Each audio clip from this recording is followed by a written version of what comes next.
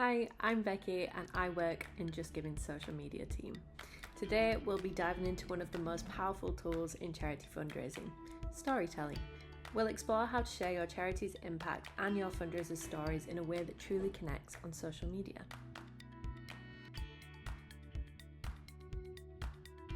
Strong stories make people stop scrolling. People love to see real people doing amazing things for the causes closest to their hearts, and they love to see the impact that their support makes. These sorts of social media posts build trust with your supporters, spark emotion, and encourage donations. In fact, when a fundraiser shares their Just Giving page online, it's worth an average of £63 in donations, and when your charity amplifies those stories, the impact multiplies. So, what makes a great story? A great story has three key ingredients: personal, visual, and purposeful. Personal. When you're celebrating your fundraisers or showcasing beneficiaries online, focus on the individual. Why were they inspired to fundraise? What's their connection to the cause? Or how has your charity made a difference in their lives? Compelling human stories are the ones that will feel the most authentic and drive engagement on social media. Visual. The best way to grab people's attention online and stop them from scrolling is to have a strong visual. Use photos and videos of your fundraisers, your team, and where possible, beneficiaries. Why not snap a photo of your team cheering on supporters at a marathon? Or share a touching video of a fundraiser crossing a finish line, shaving their head, or braving a skydive. Show the faces behind your charity's mission. Purposeful. Don't forget to show the impact of donations. Share behind-the-scenes insight into what donations mean to your charity and what they're being used for. When you tick those three boxes, you'll start creating content that really showcases your charity's impact and drives engagement.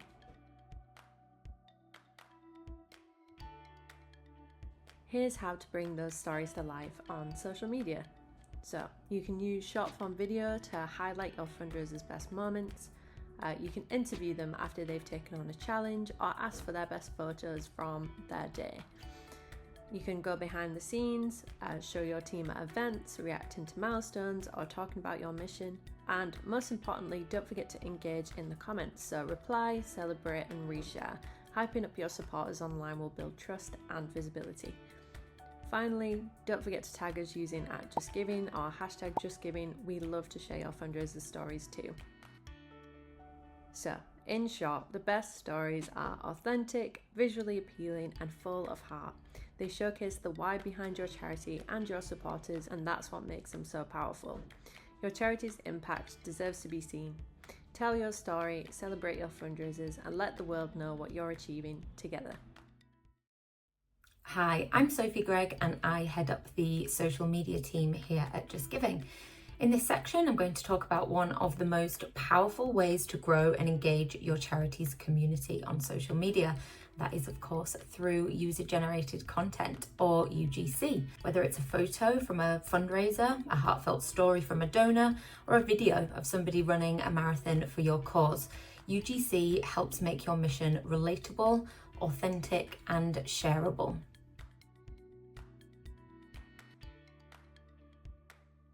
So what is UGC? UGC is any content, photos, videos, stories, even quotes, created by your supporters, not your team. It's authentic, it's free, and it's often more engaging than brand-created content. Examples might include a TikTok showing how somebody prepared for their fundraising challenge, a heartfelt Instagram caption from a donor explaining why they support your cause, or a selfie taken at the finish line of a sponsored walk tagged with your charity's hashtag. These moments are real, relatable, and help others see themselves as part of your community, and that's the power of UGC.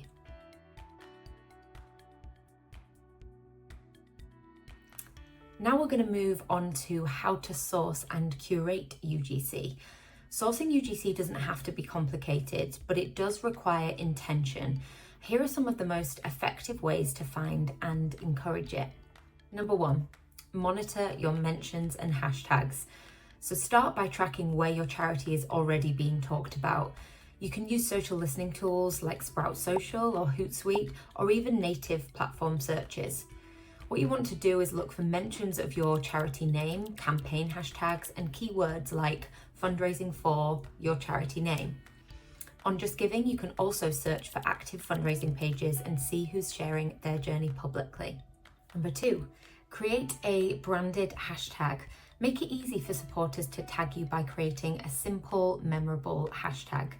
A successful campaign-specific example is British Heart Foundation, who use hashtag #BoughtAtBHF to encourage supporters to share their purchases from BHF shops and boost awareness of their high street presence. Promote it across your channels, include it in your fundraising packs, email footers, and event signage, and it will help you build a searchable library of content over time. Number 3, ask directly and make it easy. Sometimes people just need a nudge. So you can ask for content in your post-event emails. You could say things like, we'd love to see your photos, reply or tag us. In your social posts, you can use your hashtag and say, share your story using your charity-specific hashtag. And also in your fundraiser onboarding, remember to include a short guide on how to share their journey and to tag your charity along the way. You can also reach out to standout fundraisers via direct message or email and ask them if they'd be happy to share a photo, a video, or a quote. Most are thrilled to be featured. Number 4, use Just Giving tools. On Just Giving, fundraisers often upload photos, videos, write personal stories, and share updates directly to their fundraising pages. These are gold mines for UGC. So browse your active fundraisers pages and look for compelling stories or visuals. Reach out via the contact details they've provided or through your charity dashboard. Number 5, get permission always. Before reposting anything, ask for permission. A simple message like, hi, we loved your post and we'd love to share it with our community. Would that be okay? Is great. You can also include a line in your fundraising materials that lets people know their content may be featured, but always double check before sharing. Number 6, curate with purpose. At Just Giving, our vision for social is to create hope in a world that doesn't always feel hopeful. So when we curate UGC, we're looking for stories that uplift, inspire, and reflect the heart of our mission. So ask yourself, does this align with our mission? Does it reflect the diversity and spirit of our community? Is it something your audience would connect with emotionally? Don't be afraid to mix emotional stories with fun, light-hearted moments to keep your feed balanced and engaging.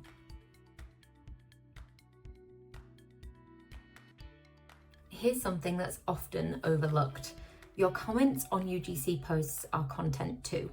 When you leave a comment on a supporter's post, whether it's a thank you, a cheer, a heart emoji, that interaction is public. It reflects your brand's tone, values, and personality. So make sure that your comments, 1, feel warm, human, and aligned with your mission. 2, use language that resonates with your audience. At Just Giving, we're always thinking about tone. For example, if a Gen Z fundraiser posts a TikTok of their charity bake sale, we might comment something like this. It's playful, it's positive, and it still reflects our brand's core message. Number 3, encourage further engagement. A thoughtful comment can spark a conversation, it can build loyalty, and even encourage others to share their own stories too.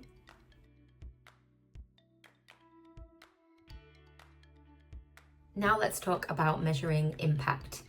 Even simple UGC campaigns can drive big results. Key metrics can include things like engagement, which is likes, shares, and comments, reach, which is obviously how far the content travels, and conversions, so things like donations, sign-ups, and fundraising starts, for example. At Just Giving, we've seen that posts featuring real fundraisers often outperform branded content because they're relatable and inspiring. So, if you're looking to grow your charity's community on social media, start tapping into the content that your supporters are already creating, because it's amazing. UGC isn't just content, it's connection. And every comment, every share and story helps bring your mission to life.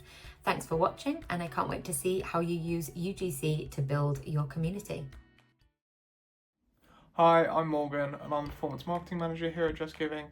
And in this video, we're going to be looking at how we can use paid ads to help grow our communities on social media. When doing this, there's several things we need to consider. Our campaign goals, what do we want to do when we're actually on the platform itself? What budget do we have? what audience do we want to be targeting, and what platform do we want to be serving our ads on. And all of those work together, help to bring a campaign together and help build our overall media strategy. So let's start with our campaign goals.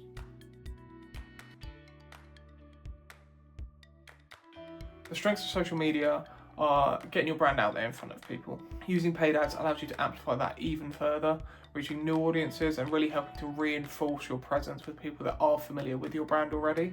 With that, your goal will always be bespoke to exactly what you're trying to do online.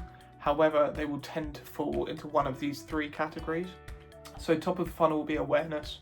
This will be just reaching new people, starting that familiarization process and helping people get to know who you are. Consideration will be the middle layer. So that will be having to put your brand in a place where if people are considering going into the market or considering doing the action that you'd like them to take, that your brand is front of mind. And third will be conversion. So that'll be what kind of activity can we run to actually make them do the action that we want them to do. For example, making a donation or helping to run an event in support of your charity. So with that, we'd select one of these goals and we can build everything else from there. So the next option will be to set a budget. Modern social media advertising is smart. It uses algorithms to optimize its performance automatically over time and helping to ensure that you meet the goals that you set for it. With that in mind, the more budget you can put behind your campaign, ideally the better. However, this isn't a prerequisite.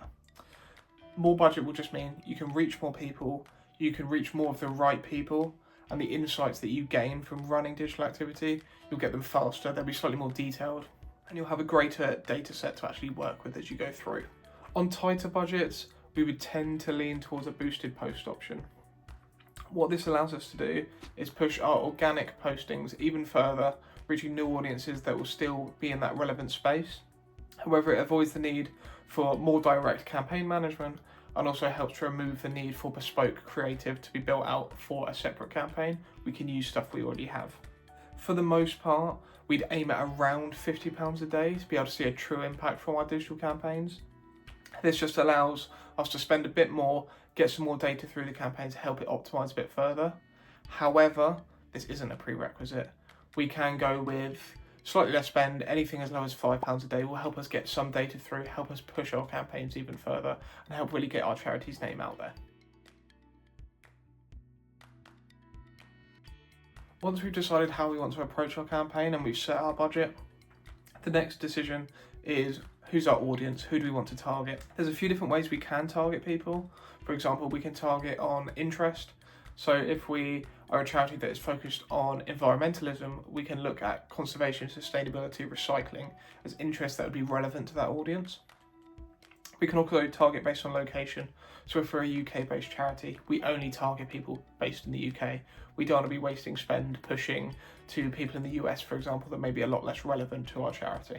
Similar to location targeting, we can also split up who we're targeting via some other demographics, age being a key one as well. Do we really want to target those younger audiences and start priming people that are going to be working with our charity in the future? We can do that. We can target those kind of 18 to 35s as opposed to spreading it across the breadth of our overall audiences on social media, better utilising our spend, especially if we have slightly less than we otherwise would. The final way that we would look to target our audience is we can actually retarget people that have already taken an action that we'd like them to take. For example, we can be targeting people that have visited a specific page on our website, have already signed up to a newsletter, and we just want to keep them in the ecosystem and help push them further later down the line to perhaps donate to the charity, to perhaps do a fundraising event for the charity, as we mentioned at the top. So all these actions are valuable, and that's how we prime people, bring them through the funnel, through that awareness layer, into consideration, and then later into conversion through taking one of those actions.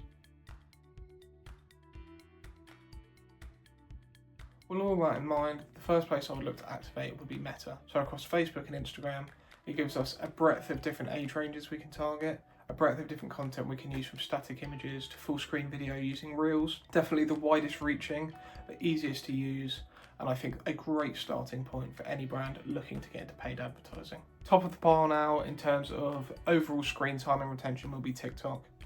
It skews younger, so that's something to bear in mind. And it also requires full screen video content for the most part, but it also leans towards more organic content. so less production value needed in some of that content production, and also the ability to use some organic content that we're making and potentially using elsewhere as well. Third up is Reddit.